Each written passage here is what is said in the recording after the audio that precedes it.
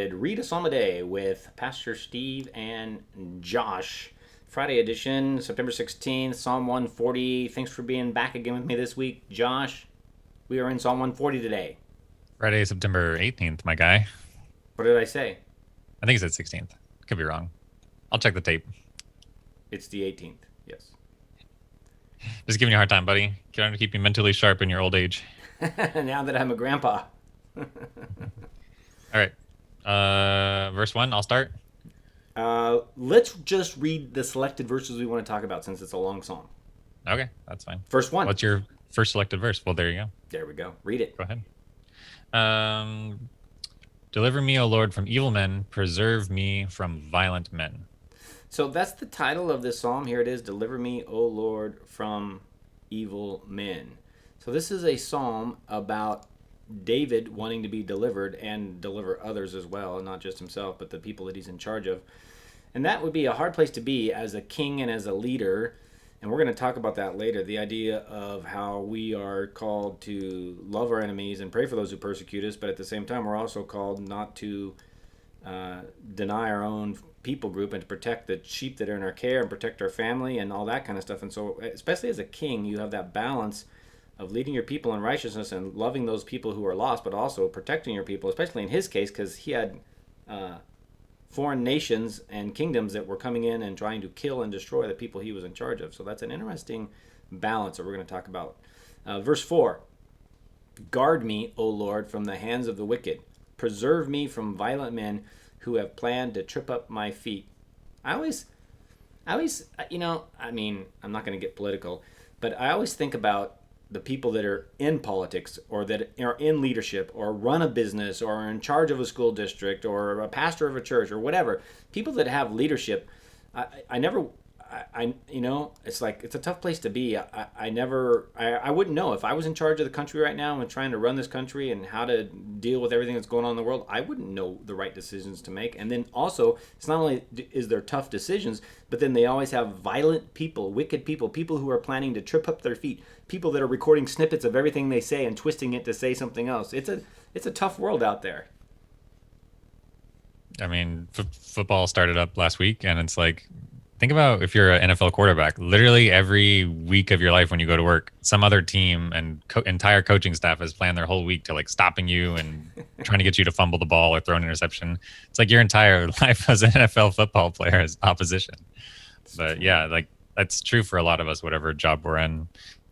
Anyone in a leadership position. I mean, even if you're like a school teacher, not even a school administrator, whatever, you're just a school teacher. How many of your little students are trying to ruin your day and get to see what they can get away with? It's like, I don't know, the human nature is wickedness, and no matter what job you're in, if you deal with people, you're probably dealing with some kind of opposition. It's true. I have had the pleasure for the last couple of years of substitute teaching at our school district here, and they love to torture substitutes. I mean, even if you're just a parent, like there's something even in just raising your kids where they're trying to see what they can get away with. What can you do? Not my beloved children.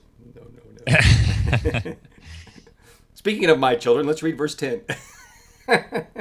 Oh, let burning coals fall on them. Let them be cast into the fire, into miry pits no more to rise. I assume between the verses 4 and 10, there was still talking about his enemies. Yeah.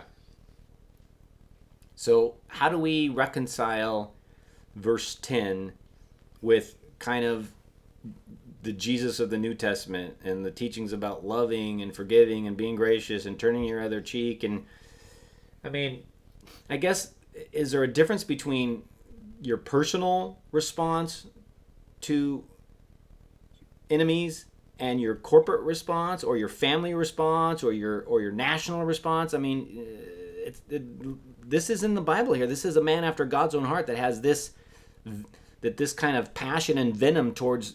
And obviously, you can see why. These are people that are trying to come in and actually physically kill the people of his nation.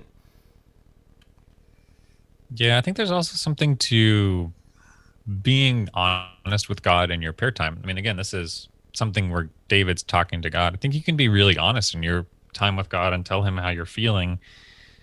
Again,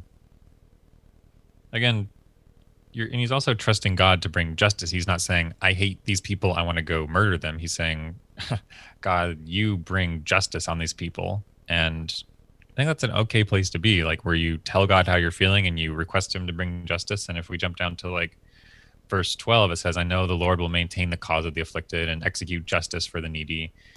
Um, like you said, yes, he's protecting other people, but also like he's leaving justice in the hands of God and not taking it into his own hands, which he multiple times in his life took things into his own hands and did what he thought was right without consulting God, and it turned out really bad. In this instance, I think it's it's the noble thing, it's the proper thing to go to God and say, I am feeling afflicted, or I am representing a people who are afflicted. Please stand up for me. It's good. It's good. It kind of replaces the idea of vigilante Christianity, where we're out to execute Yeah, the justice only biblical way because is not to be the biblical way is not to go around being Batman and, avenging wrongdoings and whatever. It's putting justice in the hands of God. it's true. So our And he's a greatest, king too. A lot of times, like it's cool that he's a king. Like a lot of times we think, oh, like justice should come from the king or whatever, right? Like in our U.S. system, we have courts and whatever, but he is the king. He is the justice system of Israel in a way, and he still is saying, "Hey, God, no, I'm not the bringer of justice. You are the bringer of justice." I think that's a really cool place to be. that is good. I like that.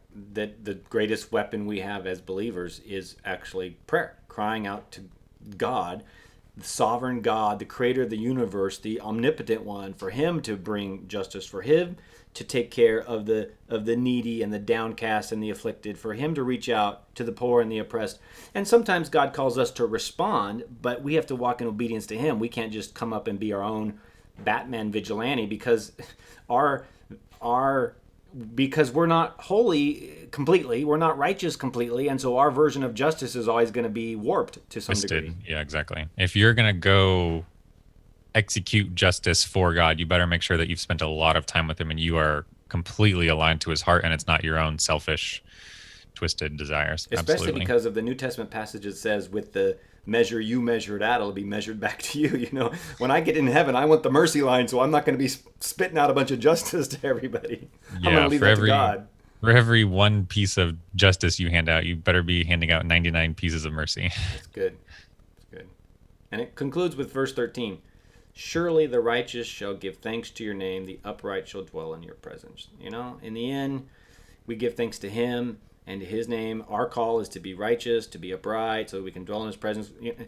I guess one of the thoughts that was running around my brain this week is, it seems like a lot of us, me included, a lot of us have dealt with the last year always telling always talking to each other about what somebody else should have done.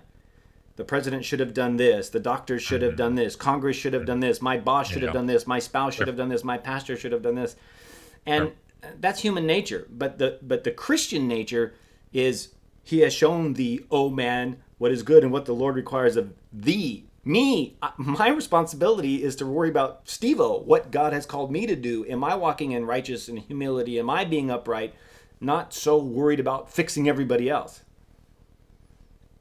Yeah, that's good. It's something I've been thinking a lot about this week is, yeah, I feel like I've gotten pulled into exactly what you just talked about, saying what other people should do. And I think God, there's a lot you can do in your own life before you start trying to blame other people for your problems or your nation's problems or whatever. Like there's so much work that we can do on ourselves, and like the whole scriptural idea of like remove the log from your eye before the speck from someone else. Like there's so much that God has put in our lives that we can work on ourselves, and we got to trust, in a lot of ways, trust him for justice and in the lives of other people.